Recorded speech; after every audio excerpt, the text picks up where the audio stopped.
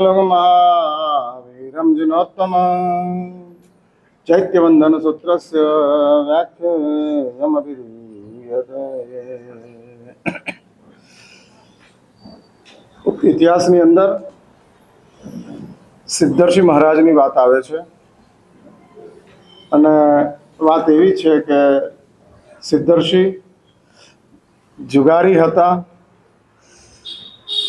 કોઈક એવી એકાએક ચાનક લાગી મા તરફથી જાકારો પ્રાપ્ત થયો અને પ્રાપ્ત થયેલા તે જાકારાના કારણે ઉપાશ્રયની અંદર આ સિદ્ધ નામનો છોકરો પહોંચે છે અને પહોંચેલા એ છોકરાને આચાર્ય મહારાજ પોતાની કરુણાના દ્વારા સાચવી લે છે. મેં ગઈકાલે કીધેલું તેમ ધર્માચાર્ય માત્ર વર્તમાનને જુએ છે.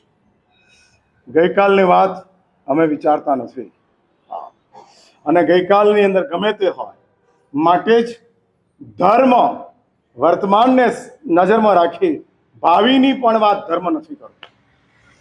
ધર્મ એમ કહે છે કે જો તમારું વર્તમાન શ્રેષ્ઠ હશે તો બટ નેચરલ ભાવિ સારું જ હશે. એટલે વર્તમાન એ જ સૌથી મહત્વની ભૂમિકા છે અને માટે જ વર્તમાનની વાતો કરે છે. અને એટલે જ પ્રભુએ કીધું સમયમ ગોયમ માપમાય. પ્રભુ એવું ન કીધું કે જિંદગી બગાડીશ નહીં. પ્રભુ એવું ન કીધું કે વર્ષ બગાડીશ નહીં. પ્રભુ એવું ન કીધું કે કલાક બગાડીશ નહીં. પ્રભુ એવું કહે છે પલને બગાડીશ નહીં. કારણ કે બહુ લાંબુ વિચારવાની અંદર બહુ ફ્રસ્ટ્રેશન આવે એવું છે.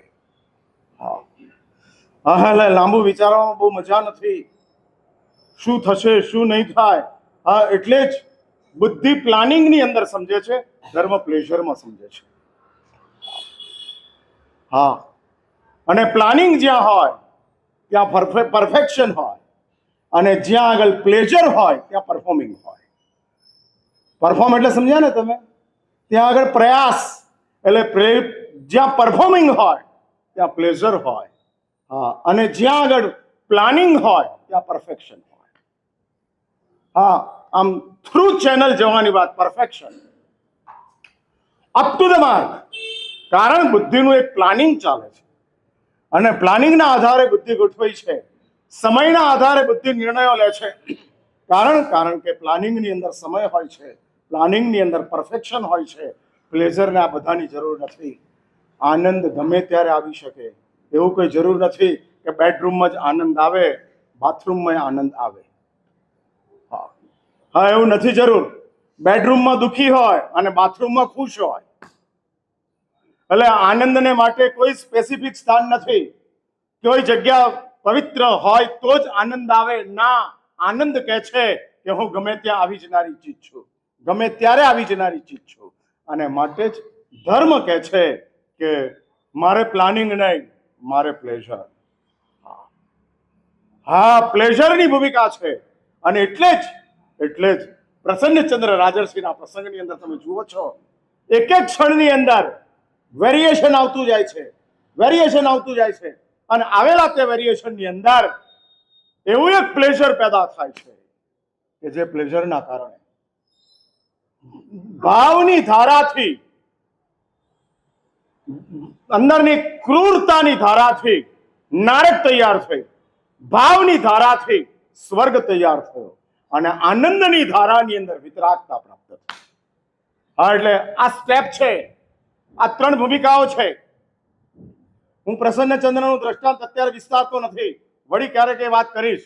આખી એક સાયકોલોજીની ભૂમિકા બતાડી છે પ્રસન્નચંદ્ર રાજર્ષિના દ્રષ્ટાંતની અંદર. અદ્ભુત વાતો છે, અદ્ભુત.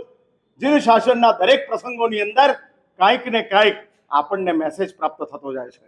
ભલે સાંભળ્યા હોય, ભલે ઘણીવાર વિચાર્યા હોય, કદાચ તમને બાય હાર્ટ હોય, પણ એ જીન શાસનના કહેવાતા જે પ્રસંગો છે એ પ્રસંગોની પાછળ એની પાછળના જે રહસ્યો છે એ બહુ મહત્વની વાતો કરતા જાય છે. અને એટલે જ આ ભૂમિકા છે એટલે હું વિસ્તાર કરતો નથી. પણ એક વાત સમજી રાખો, જ્યારે કશાયની ભયંકર આગ પેદા થાય છે અને ત્યારે શાસ્ત્રો કહે છે સાતમી નારક. ચલો, મને કોઈ મુનિ જીવનની શરમ નથી. મને કોઈ તમે હાથ ઊંચા કરીને સાધના કરો એની સાથે મારે કોઈ નિસ્બત નથી. તમારી અંદર કશાયની ધારા છે સાતમી નારક. હા, સાતમી નારક. અને કષાયની ધારા જાગૃત થાય. એટલે સાવધાન, આ બધી વાતો સાંભળવાની નથી. મગજની અંદર આ વાતોને રિંગટોનની જેમ ગોઠવવાની છે. જ્યારે પણ કષાય આવે ત્યારે આ વાત યાદ આપવી જોઈએ. રિંગટોન, ફોન આવે ને જેમ રિંગટોન આવે ને એમ કષાય આવે ત્યારે રિંગટોન આવે. એવી કોઈ સિસ્ટમ તમારી ગેઝેટમાં ફિટ કરવી છે? તમારા ખિસ્સામાં ફોન રિંગટોન વાગે ને એટલે તમારે એલર્ટ થઈ જાય ને ફોન ઉપાડવા માટે. એમ તમારા મગજની અંદર, તમારા મનની અંદર કષાય જાગે અને રિંગટોન આવે. ભાઈ એવું ઈચ્છો છો? લાલસા જાગે અને રિંગટોન આવે કે પછી એંગેજ જ આવે? હા, લાલસા જાગે, કસાય જાગે એટલે એંગેજ જ આવે. હા, રિંગટોન વાગે જ નહીં, એંગેજ એંગેજ એંગેજ નહીં. આવી એક સિસ્ટમ બેસાડો. અને માટે જ આ પ્રવચનો છે કે જ્યારે કસાય જાગે ત્યારે રિંગટોન થાય.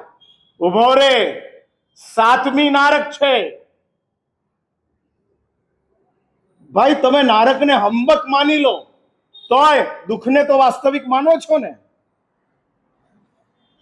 મેં શું કીધું?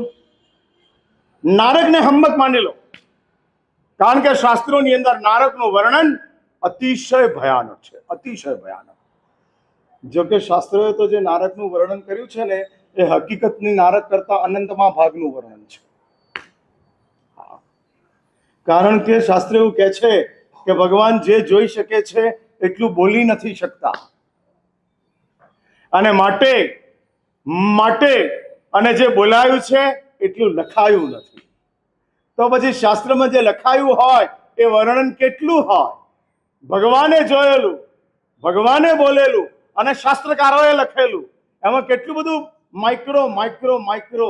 એટલે શાસ્ત્રોની અંદર જે નારકનું વર્ણન છે ને તો નેનો છે, મોર ધેન નેનો, એકદમ નાનું છે.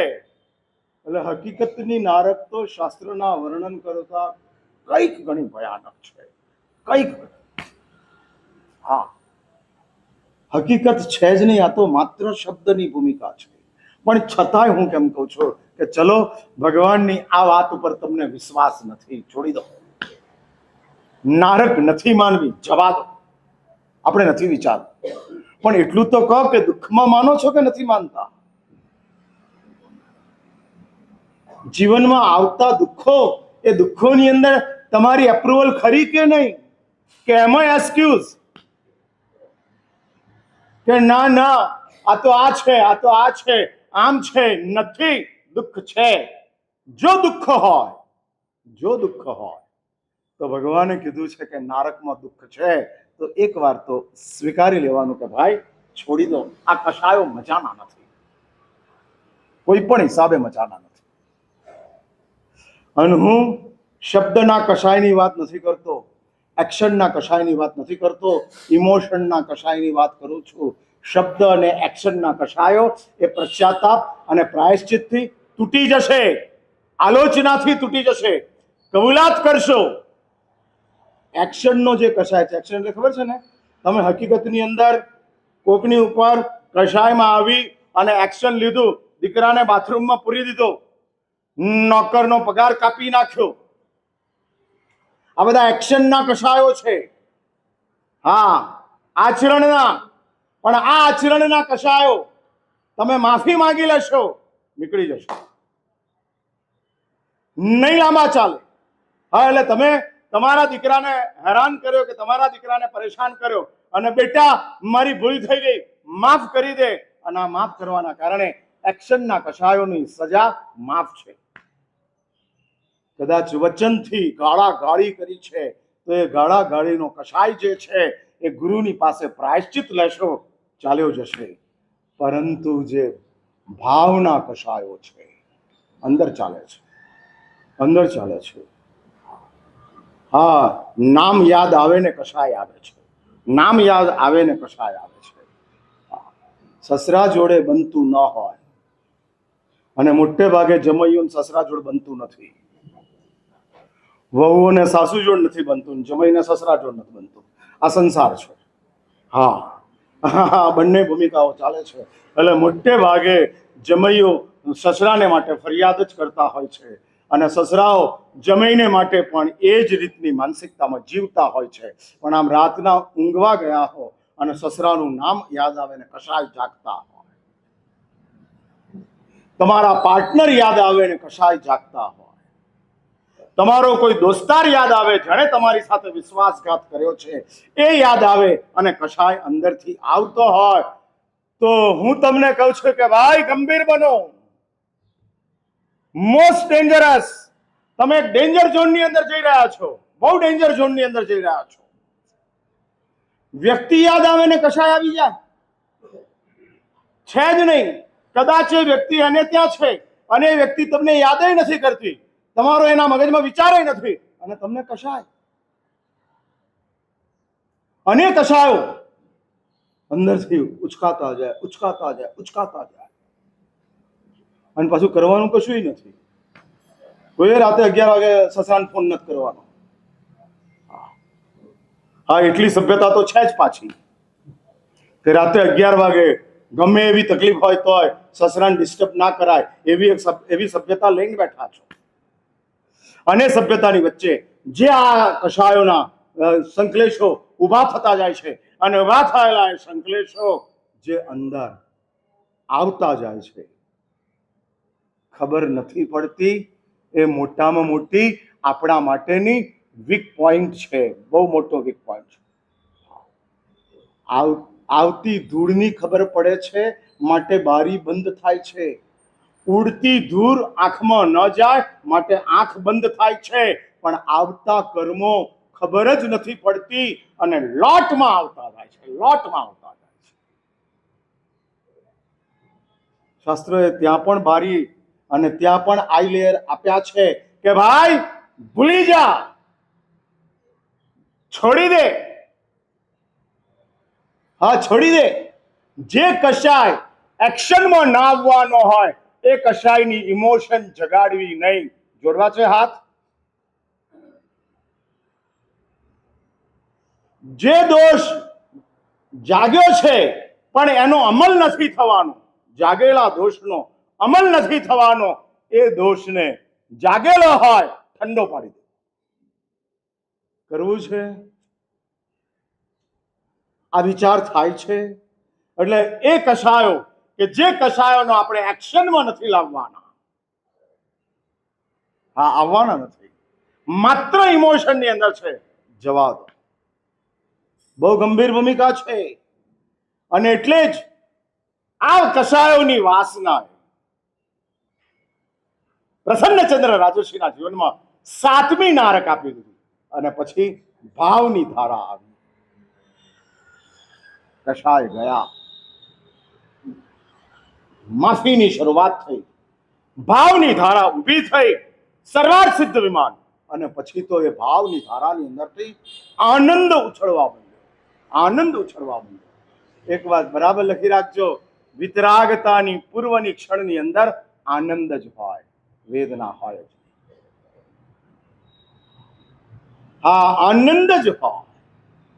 જ્યારે આમ શુક્લ ધ્યાન ચાલતું હોય અને એ આત્માને આત્મ પ્રસન્નતાનો મહાસાગર ઉછળતો હોય, ત્યારે એવો એક આનંદ, એ આનંદની અંદર જ વિતરાગતા પ્રગટ થાય છે. એટલે હું વાત એ કરતો હતો કે સિદ્ધ નામનો જુગારી, મારી વાત ત્યાંથી ચાલુ થઈ, અને એ માણસ જુગારની અંદર છે. આચાર્ય મહારાજ વર્તમાન જુએ છે, અને વર્તમાનને જોઈ એ સિદ્ધ એમ કે છે કે ગુરુદેવ, મને ઘરમાંથી મા બાપે કાઢી મૂક્યો છે, તમે જો ઉપાશ્રયમાં જગ્યા આપતા હો તો ઉપાશ્રયમાં રહેવું છે. અને ગુરુ એમ કે છે કે ઉપાશ્રયમાં તો જે આવવા માંગતું હોય તે વસી શકે છે. હા ભાઈ, કોકના ઘરે જાઓ ત્યારે તમે નિશ્ચિંત, કે અપાશ્રમમાં આવો ત્યારે તમે નિશ્ચિંત. નામ તમારા સગાનું જ ઘર હોય, તમારો ખાસ દોસ્તાર હોય, વીકેન્ડની અંદર તમે કોઈ તમારા દોસ્તારનું ફાર્મ હાઉસને ગયેલા હો, અને ત્યાં આગળ તમે નિશ્ચિંત, કે અપાશ્રમમાં તમે નિશ્ચિંત. એટલે અપાસરામાં કોઈ મરા સાહેબ કે ખરા કે ક્યારે જવું છે એમ? હા, નહીં. જ્યાં નિશ્ચિંત છો ત્યાં તમે સાવધાન છો, અને જ્યાં તમે ચિંતિત છો ત્યાં તમે મજામાં છો. એટલે હકીકતમાં તમારો મેન્ટલ ડિસઓર્ડર કેવો ચાલે છે? હા હા હા, મેન્ટલ ડિસઓર્ડર છે. સમયથી વધારે જો રોકાવાનું થાય તો તમારે સામેથી ફોન કરવો પડે કે ભાઈ થોડી સુવિધા ઓછી છે, તકલીફ છે, 2 કલાક તારા ઘરની અંદર કે તારા ફાર્મ હાઉસની અંદર વધારે રોકાવું પડે તેમ છે. હા, ફોન કરવો પડે, ઇજાજત લેવી પડે. એક સામાયિક કર્યા પછી બીજું કરવાની આગળ પરવાનગી લેવી પડે નથી. એટલે નિશ્ચિંત છે. અને આચાર્ય મહારાજ કહે છે કે ભાઈ અપાસરની અંદર તું રહી શકે છે. પણ ગુરુદેવ, ગઈકાલ રાતે હું જુગારમાં હતો, ઘરે મોડો પહોંચ્યો અને માએ મને જાકારો આપ્યો.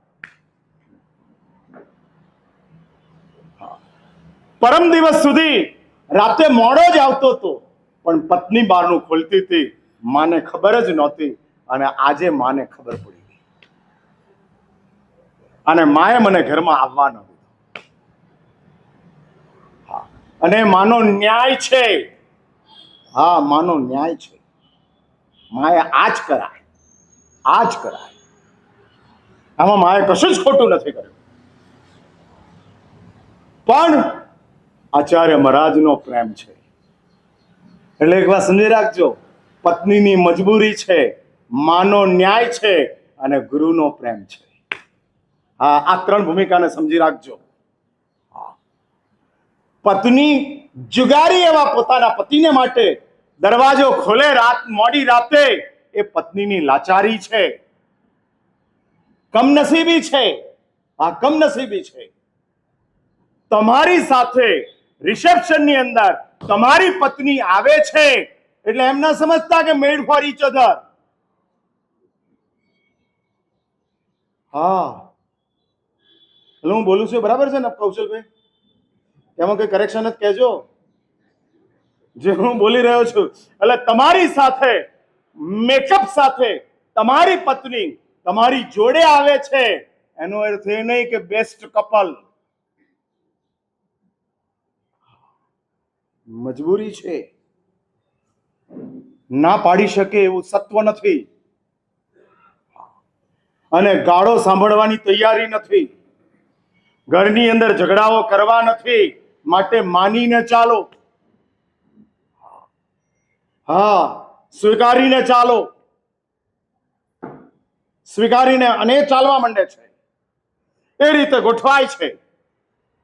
માટે જ પત્નીની મજબૂરી છે કે એને રાતના મોડા ટાઈમ સુધી પોતાના પતિના કહેવાતા દુર્વ્યવહારો, પોતાના પતિની કહેવાતી ભયાનકતાઓ એને જીરવવી પડે છે, સહવી પડે છે. અને એ જ હાલત સિદ્ધની પત્નીની. માટે પત્નીની મજબૂરી છે, માનો ન્યાય છે, આ જ કરાય. પણ દીકરાને કડાય. હા, દીકરાને જ કડાય, કારણ કે ન્યાય છે. વહુને ઠપકો આપે એ અન્યાય છે. દીકરો અનુમાર્ગે છે તો દીકરાને જ કહેવું પડે. એટલે માનો ન્યાય છે, પણ ન્યાય કરતા પણ ઉપર પ્રેમ છે. હા, એટલે ગુનાની સજા કરવી તે ન્યાય છે, ગુનાને સમય આપવો તે પ્રેમ છે. હા, મારી વાત ધ્યાન રાખજો. ગુનો કર્યો છે અને હમણાં જ સજા કરો એ ન્યાય છે. હા, એ ન્યાય અને જસ્ટિસની સાથે ચાલે છે. જસ્ટિસની સાથે. સાપને તમે હેરાન કરો અને સાપ તમને કરડે, એ સાપનો ન્યાય છે. એટલે પશુઓની દુનિયામાં ન્યાય ચાલે છે, અને તમારી દુનિયામાં ન્યાય કે અન્યાય? હા, એટલે તમે અપરાધ કરો તો અજાણ્યા હો અને શેરીમાં ઘૂસો તો કૂતરો ભસે, પણ જાણીતાનો કૂતરો નથી ભસતો. એટલે કૂતરો એમ કહે છે કે મારું કામ ન્યાયથી ચાલે છે. અજાણ હશે તો પછી મહારાજ હશે તોય ભસશું, મોટો પ્રધાનમંત્રી આવશે તોય ભસશું. કારણ કે અજાણ છે. એટલે પશુઓ ન્યાયમાં છે અને માણસને મળેલી બુદ્ધિ માણસને અન્યાયમાં લઈ જાય છે. તમારું મન કહેતું હોય કે આ ખોટું છે, આનો બચાવ થાય જ નહીં, ખોટું જ છે, થાય જ નહીં, અને છતાંય આપણે બચાવ કરતા હોઈએ.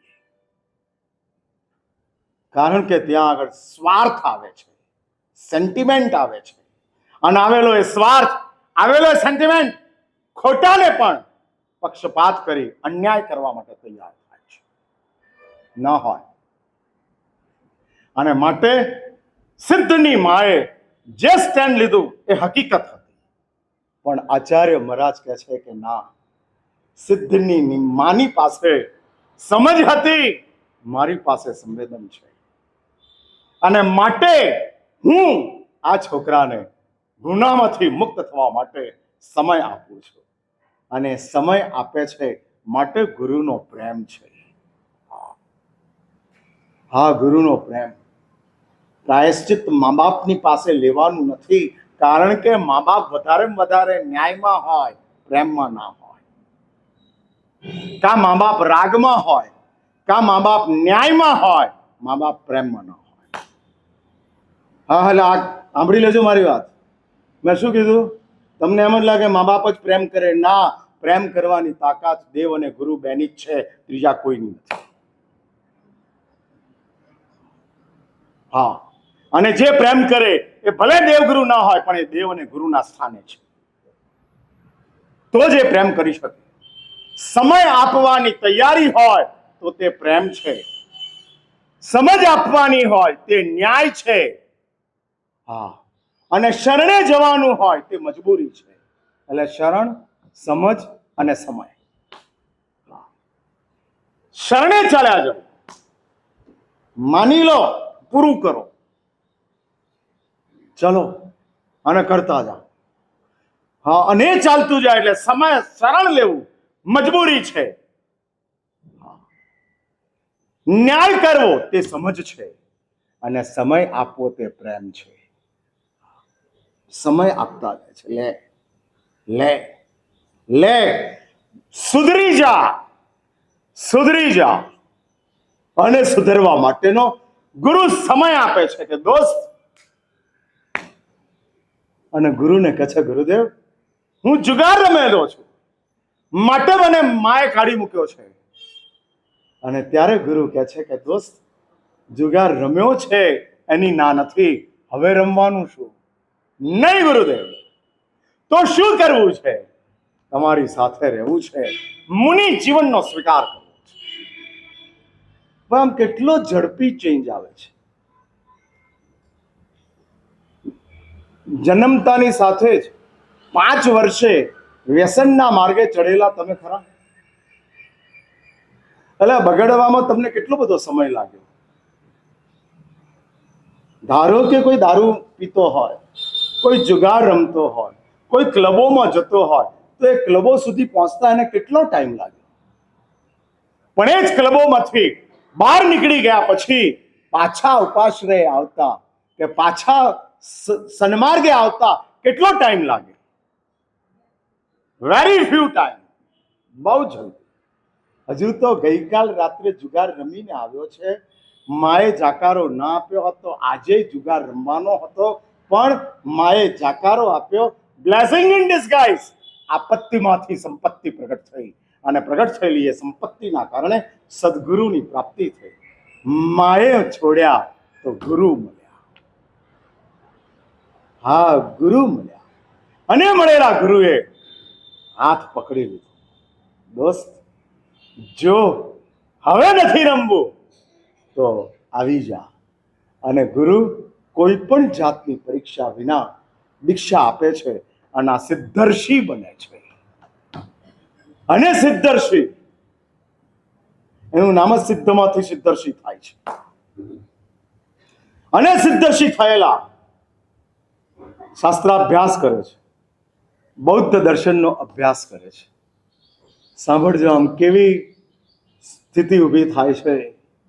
હા, કેટલી બધી આમ અંદર ખાનેની નાજુકતા આવે છે. આવેલી એ નાજુકતા એટલે બચવું અઘરું છે, બચ્યા પછી સ્થિર થવું એનાથી અઘરું છે. હા, એનાથી અઘરું છે, નથી સ્થિર થઈ શકાતું.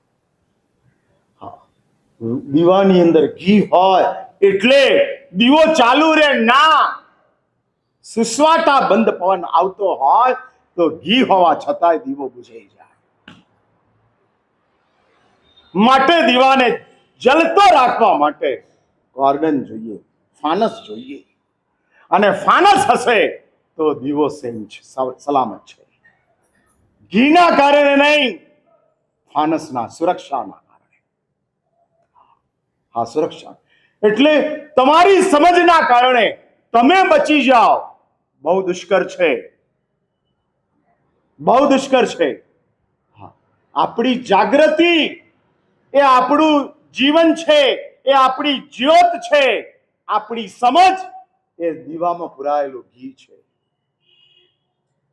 અહીં બેઠેલાઓમાં કોને એવી સમજ નથી કે રાતે ખાવું તે પાપ છે?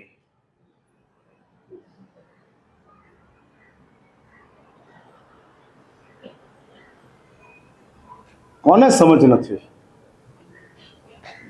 ભાઈ, હું પૂછું છું બધાને છે ને, A to Z રાત્રિ ભોજનમાં પાપ ન માનતા હોય એવા મને પર્સનલી મળી જાય. તો આંગળી ઊંચી નહીં કરાવો, નહીં તો શરમ આવે, એટલે એ નહીં કરું. પણ જેને એવી ખબર હોય કે રાત્રિ ભોજનમાં પાપ છે, એ બાબતમાં મને શંકા છે, એ લોકોને કહેજો please contact me, helpline is aware. હા, આપણી હેલ્પલાઇન ચાલુ છે, એટલે આવા કોઈક શંકાઓ હોય તો એમાં મારી હેલ્પલાઇન ચાલુ છે, તમે આવો અને મને મળો. પણ એ લોકોને હકીકતની અંદર શંકામાં શંકા છે કે સાચું છે ખોટું છે. હું જેને પાપ નથી માનતો એ હકીકત છે કે પાપ નથી જ, કે હકીકતમાં એ પાપ છે, એટલે પોતાની શંકામાં શંકા છે. હા, અને પોતાની શંકામાં શંકા હોવાના કારણે અહીં આવતા ધ્રુજતા હોય છે. હા, અમારી પાસે આવવું અને શંકાનું નિરાકરણ કરવું, એને માટે ડેરિંગ જોઈએ. હા, ડેરિંગ જોઈએ, અને ડેરિંગ બધામાં હોતું નથી. એટલે હું પૂછું છું અહીં બેઠેલા તમામને રાત્રિ ભોજન પાપ છે એ બાબતમાં વિશ્વાસ છે, એટલે સમજ છે ને બરાબર? છતાંય રાત્રિ ભોજન અહીં બેઠેલાઓમાં ચાલુ હોય ખરું?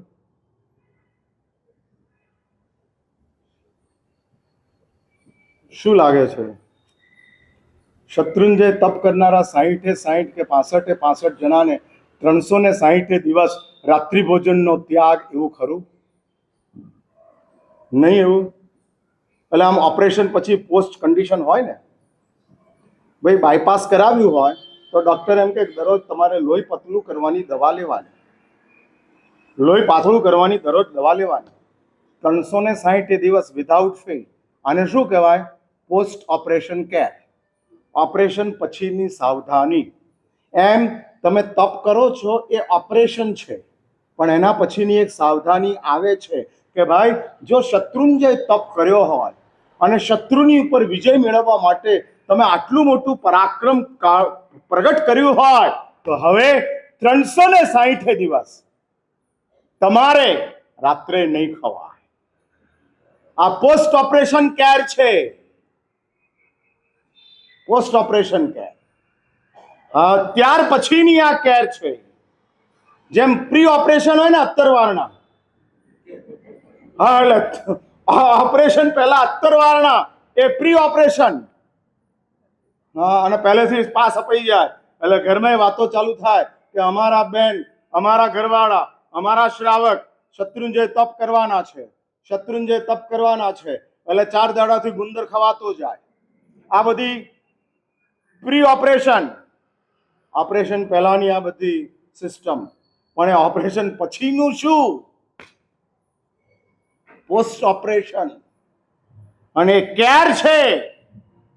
રાત્રે ખવાય નહીં, અભક્ષ્ય લેવાય નહીં, કંદમૂળ ચખાય નહીં. આ બધી પોસ્ટ ઓપરેશન કેર છે, કેર. અને જો તમે આ કેર ન કરો તો તમારું ઓપરેશન ફેલ. महाराज साहब इसमें क्या चिंता है, जाने तो दूसरी बार कर लेंगे. बराबर ने?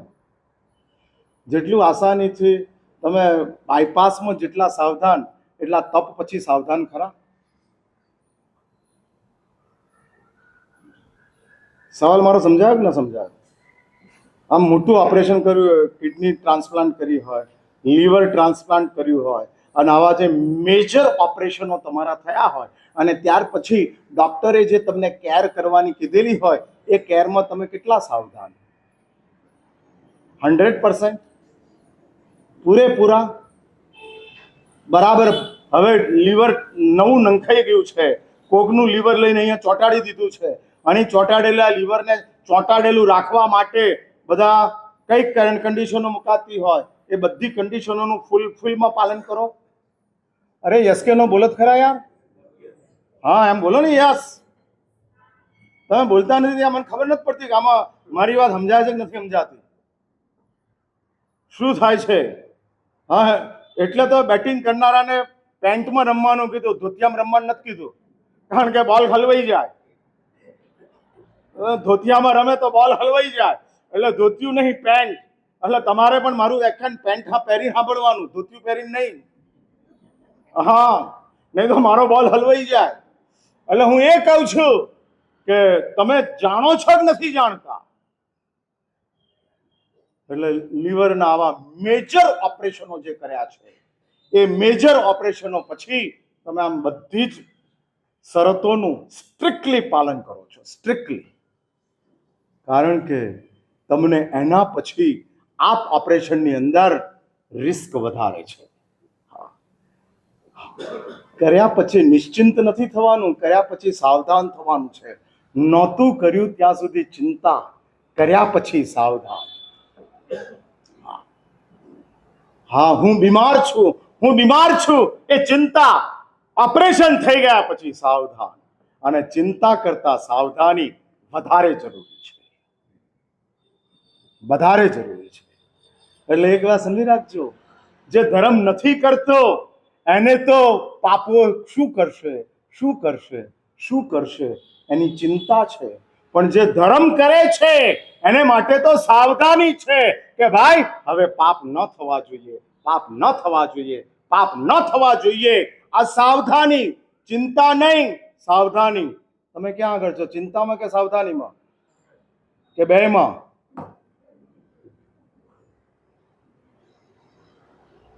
હા, એટલે નથી કરતા એને ચિંતા, થઈ ગયો એ સાવધાન કે હવે ના, નહીં, છોડી દો, નથી જોઈતું. અને આ પોસ્ટ કેર છે કે જે જરૂરી છે. પણ આપણી કમનસીબી છે કે એક તપ કર્યા પછી આપણે પોસ્ટ કેરમાં હોતા નથી. એટલે દર ચોમાસામાં નવો તપ નીકળતો જાય છે. માસખમણે નીકળે, સિદ્ધિ તપે નીકળે, શ્રેણી તપે નીકળે, ભદ્ર તપ નીકળે, ઉદ્ધાન તપ નીકળે. આમ કેટલા મોટા મોટા. ભાઈ 45 દિવસ સુધી તમને ઓપરેશન થિયેટર ઉપર સુવડાવી રાખવા પડે એટલે કેટલું મેજર ઓપરેશન હોય. કેટલા એનેસ્થેસિયા આપવા પડે, કેટલી ડોક્ટરોની ટીમને એલર્ટ રહેવું પડે. અને આમ બધી ડોક્ટરોની ટીમ એલર્ટ રહી અને 45 દાડાની અંદર તમારું આમ સક્સેસફુલી ઓપરેશન કરી નાખે અને વળી પાછા હતાવે એવા ને એવા, જ્યાં હતા ત્યાં જ વળી પાછા. એટલે ધર્મમાં છે ને પેલું સ્નેક એન્ડ લેડર ચાલે છે. સ્નેક એન્ડ લેડર સમજ્યા ને? હા, ચોમાસું આવે એટલે સીડી આવે, ભાદરવા સુદ પાંચમ આવે એટલે વળી પાછી સ્નેક આવી જાય. હા હા, એટલે અષાઢ સુદ 14 થી ભાદરવા સુદ 14 સુધી સ્નેક લેડર, લેડર ચડો ચડો ચડો. અને જેવી ભાદરવા સુદ પાંચમ આવે એટલે સ્નેક. હવે ચલો, હવે જ્ઞાતિનું મિલન છે, લોકોનું ભેગા થવાનું છે, ગેટ ટુગેધર છે, અમારું આ સંમેલન છે ને અમારું તે સંમેલન છે ને અમારે આ કરવાનું છે ને તે કરવાનું છે ને બધું ચાલુ, અને સ્નેક ગોઠવાતા ગયા અને ઉતરતા ગયા, સમાપ્ત થઈ ગયા. માટે જ શાસ્ત્રો કહે છે કે આ ભૂમિકાની અંદર સમજ એ તો ઘી છે, સુરક્ષા એ ફાનસ છે, એટલે જાગૃતિ એ જ્યોત છે, સમજ એ ઘી છે, અને તમને મળેલું સદગુરુનો સત્સંગ જે ફાનસ તરીકેનું કામ કરે છે, સુરક્ષા આપવાનું કામ કરે છે. અને આ સદગુરુ પેલા સિદ્ધને કહે છે કે દોસ્ત, જો સમજાયું હોય મુનિ જીવનનો સ્વીકાર કર. અને આ મુનિ બને છે, પરંતુ એ મુનિ જીવનની અંદર વળી પાછી બૌદ્ધ દર્શનનો અભ્યાસ, અને તે બૌદ્ધ દર્શનના અભ્યાસની અંદર એને જૈન દર્શન કરતા બૌદ્ધ દર્શન સાચું લાગે છે. એક વાત સમજી રાખજો, બૌદ્ધ દર્શનની અંદર પણ અપેક્ષાએ સત્ય હોય, પણ જૈન દર્શન કરતા પણ તે સાચું છે. એ તો આપણો પોતાનો મોટામાં મોટો એક પ્રકારનો દુરાગ્રહ છે. હા, દુરાગ્રહ છે. અમેરિકાની અંદર અત્યારે રાતના 9 વાગ્યા છે. સમજો કે એ આપણાથી 12 કલાક વહેલા પાછળ છે, અને એના કારણે ત્યાં આગળ આ ગઈકાલની રાતના વાગ્યા છે 8:30 કે 11 કે 12 જે હોય તે, પણ આપણે ત્યાં અત્યારે સવારના 8:30 છે.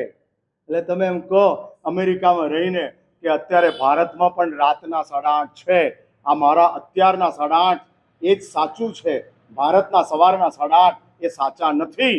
એ તો આપણા મગજનો ગોઠવાયેલો દુરાગ્રહ છે. તમને કોક સાચું લાગે એટલે બીજો જૂઠો ના નથી. અને આજ જૈન દર્શનનો અનેકાંત છે, આજ અનેકાંત છે.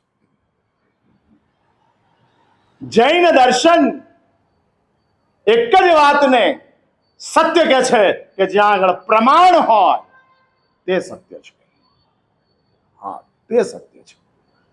અને જૈન દર્શનની વાતો પ્રામાણિકતાની સાથે ચાલે છે, અને પ્રામાણિકતાની સાથે ચાલતી વાતોના કારણે જૈન દર્શન એમ કહે છે કે ભાઈ જે વાત છે એની અંદર અમે બહુ સ્પષ્ટ રીતે આ વાત મૂકતા જઈએ છીએ.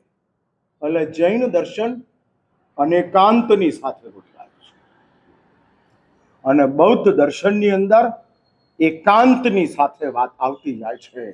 આજ જૈન દર્શનની મોટામાં મોટી વિશેષતા છે. પોતાને છોડવાનું નથી અને બધાને સાથે લેવાના છે. એનું નામ અનેકાંત. હા, પોતાનું છોડવાનું નથી અને સૌને સાથે લેવાના છે, સૌને સાથે લેવાના છે.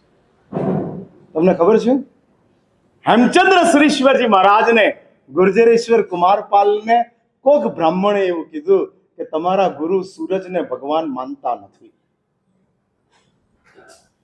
જે સૂર્યની તમે ઉપાસના કરો છો, ગુર્જરેશ્વર કુમારપાલને કહે છે એ સૂર્યને તમારા ગુરુ ભગવાન નથી માનતા. અને ત્યારે કુમારપાલ ગુરુ પરના વિશ્વાસના કારણે કહે છે મને જ નહીં, મારા ગુરુ ભગવાનને ભગવાન માને છે. જાઓ પૂછી આવો. અને હેમચંદ્ર શ્રી મહારાજની પાસે કુમારપાલ પહોંચે છે. આ જૈનાચાર્યની ગીતાર્થતા, આ જૈનાચાર્યની સાપેક્ષિક વિચારધારા, એકાંત જૈન ધર્મને સિદ્ધાંતમાં મંજૂર નથી તો સામાચારીમાં તો ક્યાંથી હોય? સામાચારી તો સિદ્ધાંતની નીચેનું સ્ટેપ છે. બદલી શકાય તેનું નામ સામાચારી છે, જે બદલાય જ નહીં એનું નામ સિદ્ધાંત છે. હા, બદલાય જ નહીં. અહિંસા એ સિદ્ધાંત છે, ઉકાળેલું પાણી પીવું એ સામાચારી છે. સમજાય મારી વાત? એટલે ઉકાળેલું પાણી એ સામાચારી છે, અને સામાચારીની અંદર બદલાવ સમયના આધારે આવતો જાય. ઉનાળાના ટાઈમની અંદર જે ઉકાળેલું પાણી 15 કલાક સુધી અચિત્ત રહે, એ જ ઉકાળેલું પાણી ચોમાસાની અંદર 9 જ કલાક અચિત્ત રહે. સમાચાર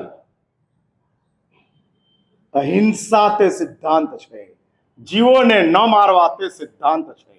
ઉકાળેલું પાણી વાપરવું તે સમાચારી છે. ક્યારેક 15 કલાક સુધી વપરાય અને ક્યારેક 9 કલાક સુધી વપરાય. સમાચારી બદલાવ સમયના આધારે, સંયોગના આધારે, સ્થિતિના આધારે જે બદલવી પડે તે સમાચારી છે. સંયોગ, સમય, સ્થિતિ એમાં જે બદલાય નહીં એ સિદ્ધાંત છે. અને જૈન શાસ્ત્રકારોએ સિદ્ધાંતમાં પણ અનેકાંત મૂક્યો છે. અહિંસાનો સિદ્ધાંત હોવા છતાંય કાલકસુરી મહારાજ યુદ્ધ લઈને પહોંચ્યા છે. હા, આ અનેકાંત છે. આ અનેકાંત છે. ભગવાન મહાવીરના સમયની અંદર કોણિક અને મહારાજા ચેતક એનું યુદ્ધ થયું છે. 1,80,00,000 લોકો કપાયા છે. ભગવાન ત્યાં બેને કશું જ કહેતા નથી. બંને પોતાના ભક્તો હોવા છતાંય કહેતા નથી. હા, છતાંય કહેતા નથી. કારણ કે પ્રભુ એમ કહે છે કે એ લોકોની સ્થિતિ જે છે, એટલે એક વાત સમજી રાખજો, નાસ્તિકોને સમજાવાય, નાસ્તિકોને પ્રતિબંધમાં ન લવાય. સમજાવવાની ભૂમિકા છે. ભગવાન તો સમજ જોયેલું હતું, માટે ભગવાન તો કશું કહેતા જ નથી. કાલ સવરી કસાઈને દેશ નિકાલ કરતા. શ્રેણીને કીધું હતું કે આ તારા દેશની અંદર, તારા નગરની અંદર આ કાલ સવરી કસાય છે, દરરોજ 500 પાડા કાપે છે, અને મારો અહિંસાનો સિદ્ધાંત અહીંયા ભંગ થાય છે. એ તું વિચાર. આટલું જ ભગવાને શ્રેણીને કીધું હોત તો શ્રેણી શું કરત? કાલ સૌરિકને રવાના કરી દેત ને. 1 જ મિનિટની અંદર કાલ સૌરિકને દેશ નિકાલ કરી દે. પણ ભગવાન કહે છે અહિંસાનો સિદ્ધાંત મારો છે, અને એમાં પણ મારો અનેકાંત છે. પરમાત્મા એમ કહે છે એકાંત અને આગ્રહ એ ધર્મશાસ્ત્રોની સાથે, જૈન ધર્મની સાથે મેચ થનારી ચીજ નથી. એકાંત અને આગ્રહ બંને, પ્રતિપાદનમાં એકાંત અને આચરણમાં આગ્રહ, આ બંને જૈન શાસનને મંજૂર નથી મંજૂર. હા, અને માટે જ પ્રતિપાદનની અંદર એકાંત ન હોય. આમ જ થાય, આમ ન જ કરાય. અરે ભાઈ, આ એકાંત ક્યાંથી લાવ્યા? તમે એવું પ્રતિપાદન જરૂર કરો, આ જ મુખ્ય છે, આ જ સત્ય છે, પણ બીજું જૂઠું જ છે. એટલે પ્રતિપાદનની અંદર એકાંત ન હોય, અનેકાંતની સાથેનું પ્રતિપાદન હોય. અનેકાંતની સાથે, અને એ જ પ્રતિપાદન હોય, અને એ જ રીતે આચરણમાં આગ્રહ ન હોય. આચરણની અંદર માત્ર ને માત્ર સમજાવવાની ભૂમિકા હોય. હા, કન્વિન્સ કરો, એને સમજાવતા જાઓ, અને આપણી પાસે લાવતા જાઓ, અને ન સમજે તો સમયની રાહ જુઓ. હા, સમયની રાહ જુઓ. આજે ને આજે, અત્યારે ને અત્યારે, હમણાં ને હમણાં બધું જ કરી દેવું ના. રાહ જુઓ. હા, રાહ જુઓ. ઘાસની નીચે પકાવવા મૂકેલી કેરીઓ એક સાથે સમજો કે 200 કેરી પકાવવા મૂકી દીધી છે, તો 200 એ 200 7 દિવસે જ પાકી જાય એવું ખરું?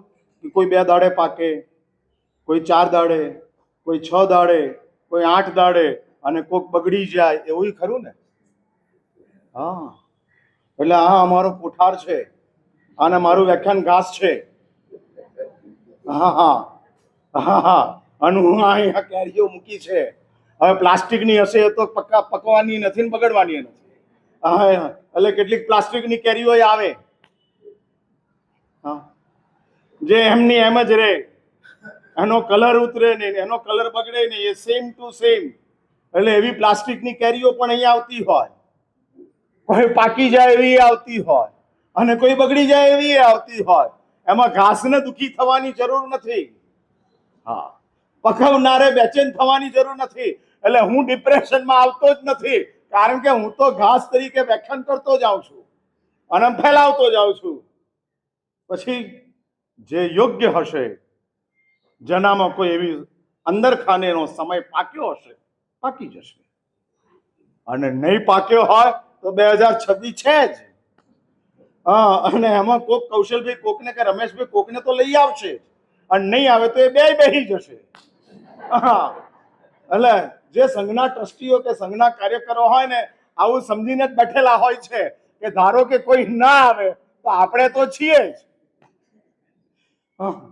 પણ એમનું પુણ્ય વધારે છે કે આવી જ જાય છે.